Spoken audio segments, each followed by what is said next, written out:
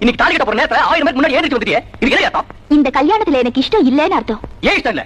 ஏனா ஐஏஎஸ் படிச்சிருக்கிற ஏ ஸ்டேட்டஸ் எங்க? After all BSc படிச்சிருக்கிற ஓ status எங்க? ஏமா ஸ்டேட்டஸ் பார்க்க இதுவா நேரம்? உங்க கௌரவ பிரச்சனை இல்ல, அனாவசியமா கல்யாணத்தை நிறுத்தாதீங்க. அதெல்லாம் பார்க்க முடியாதுங்க. ஒரு விளக்கு எரியணும்னா ஒரு தீக்குச்சி அணையதான் வேணும். தீக்குச்சி அணையதேன்னு அனுதாபப்பட்டா அப்புறம் ஆயுசுக்கும் இருட்டுல தான் நிக்கணும். கல்யாணத்துக்கு இஷ்டம் இல்லனா அப்புறம் எதுக்கு சமைச்ச? எதுக்கா? அன்னைக்கு என்ன கல்யாணம் பண்ணிக்கிறதா சம்மதிச்சு நிச்சயதார்த்தம் பண்ணிட்டு சொத்து போன உடனே தூக்கி எரிஞ்சியே, அதுக்கு ஒரு பாடம் சொல்லலாம்.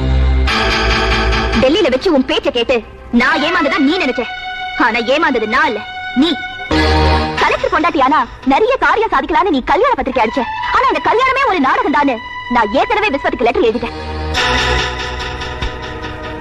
நான் நினைச்ச உன்னை எப்படி வேணும்னாலும் பழி வாங்கி இருந்திருக்கலாம். அது உனக்கும் எனக்கு மட்டும்தான் தெரியும். நீ எப்படி எங்க அப்பாவை 4 பேருக்கு முன்னால அவமானப்படுத்தினியோ அதே மாதிரி ஊருக்கு முன்னால உன்னை அவமானப்படுத்தணும்னு தான் தாலி கட்ட போற நேரத்துல உன்னை தூக்கி எறிஞ்ச. ரொம்ப சந்தோஷப்படாதே. இப்ப இந்த கல்யாணம் நின்னு போச்சே, இனிமே உன்னை எப்படி கட்டிக்குவா? அத பத்தி எனக்கு கவலை இல்ல. ஆனா தாலி கட்ட போற நேரத்துல இந்த மாப்பிள்ளை எனக்கு பிடிக்கல, இவரை கல்யாணம் பண்ணிக்கிறத விட காலம் பூரா கன்னியாவே இருப்பேன்னு கல்யாண பொண்ணு சொன்னதா நாளைக்கு பத்திரிக்கையில கொட்ட எழுத்துல செய்தி வருமே. அப்ப எந்த முகத்தை வச்சுட்டு வெளியில வருவேன்? யார் முகத்தை முழிப்ப? எந்த பைத்தியக்கார பொண்ணு எனக்கு கல்யாணம் பண்ணிக்குவா?